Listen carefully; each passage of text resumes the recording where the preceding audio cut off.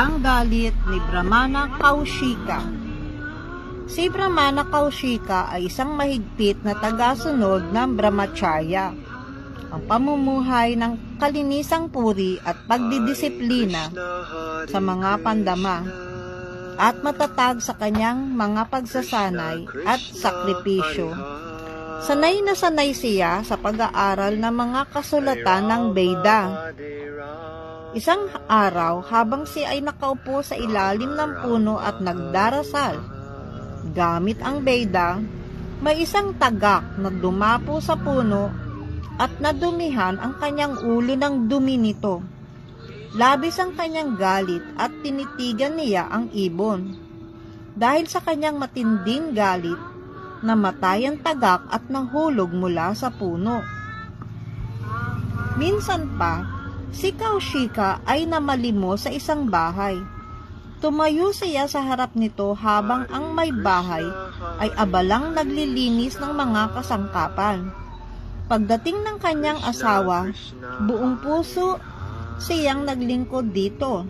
Hinugasan at pinatuyo ang mga paa nito at pagkatapos ay pinakain.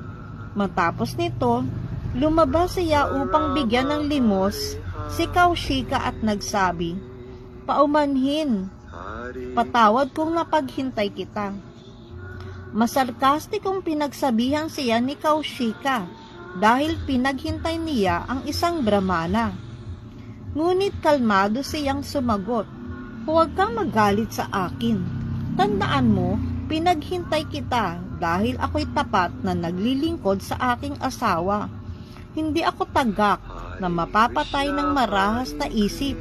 Ang iyong galit ay walang kapangyarihang makasama sa isang babaeng buong puso ang paglilingkod sa kanyang asawa.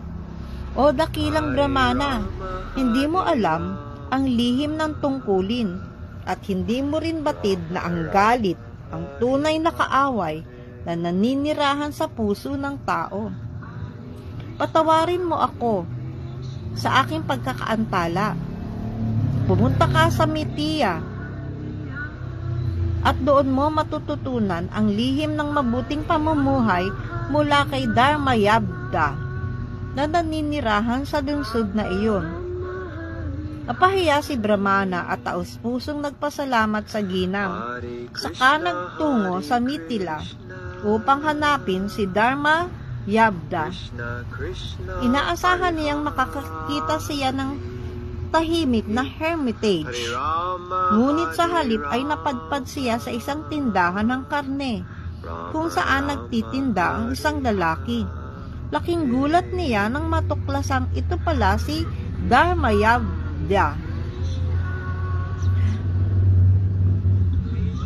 Gulat na gulat si Kaushika at tumayo sa malayo na may pagkasuklam.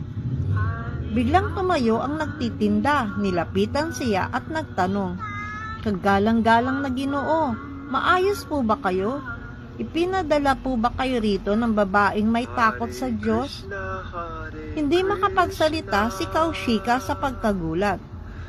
Sabi ng nagtitinda, "Tayo na po sa aming tahanan."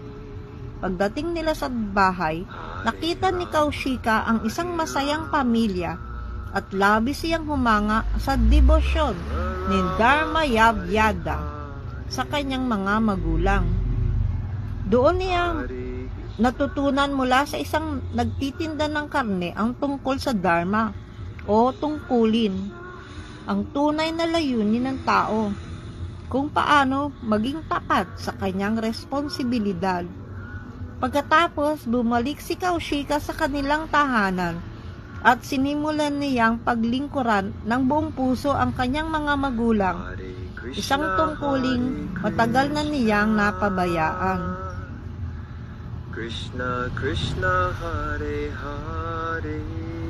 Sabi ng Panginoong Sri Krishna sa Bhagavad Gita 18:46 hanggang 47, sa pamamagitan ng pagsamba sa Panginoon na pinagmulan ng lahat ng nilalang at sumasaklaw sa lahat, ang tao ay makakamit ang kasakdalan sa pagtupad ng kanyang sariling tungkulin. Mas mainam na gawin ang sariling tungkulin kahit hindi ito perpekto, kaysa gawin ng perpekto ang mga tungkulin ng iba.